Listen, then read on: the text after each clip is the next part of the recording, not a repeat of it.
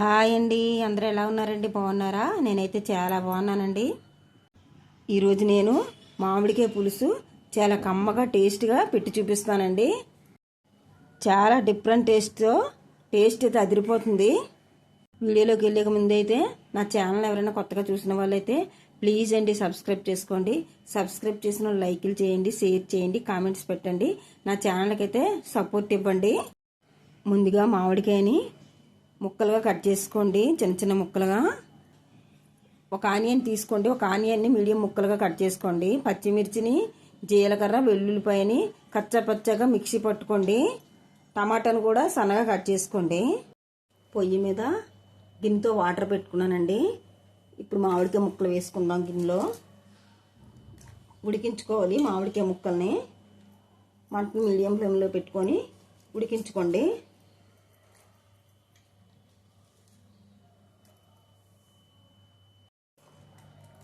మామిడికాయ ముక్కలు అయితే ఉడికాయండి.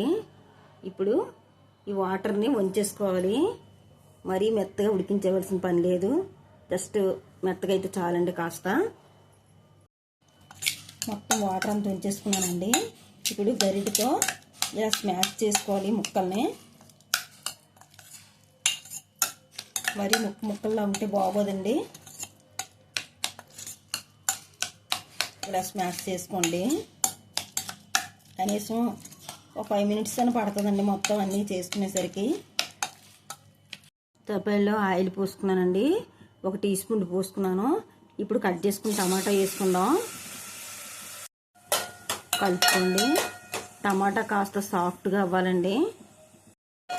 టమాటా సాఫ్ట్గా మగ్గిపోయిందండి. ఉడికించుకుని మామిడికాయ వేసుకుందాం. మొత్తం బాగా కలుపుకోండి. కాసేపు ఆయిల్లో మామిడికాయ కూడా మగ్గాలండి. టమాటాతో పాటు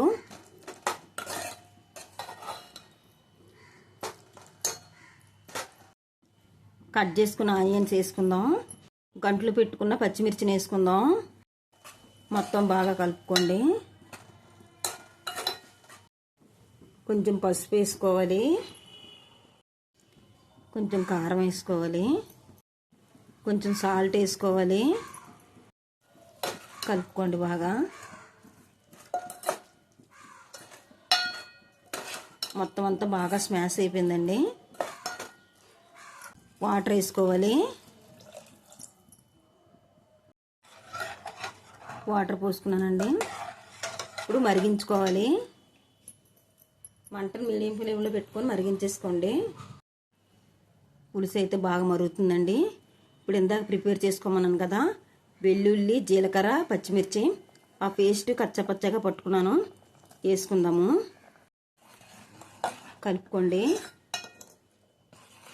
కలుపుకొని బాగా మరిగించుకోండి. పులుసు అయితే బాగా మరిగిపోయిందండి.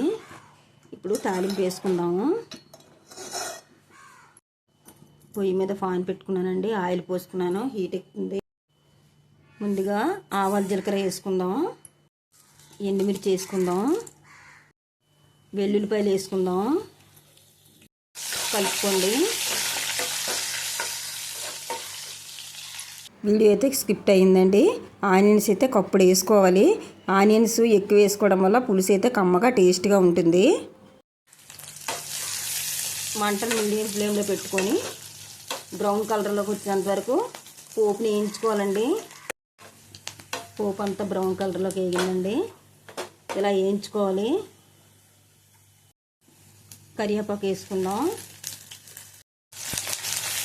కలుపుకోండి.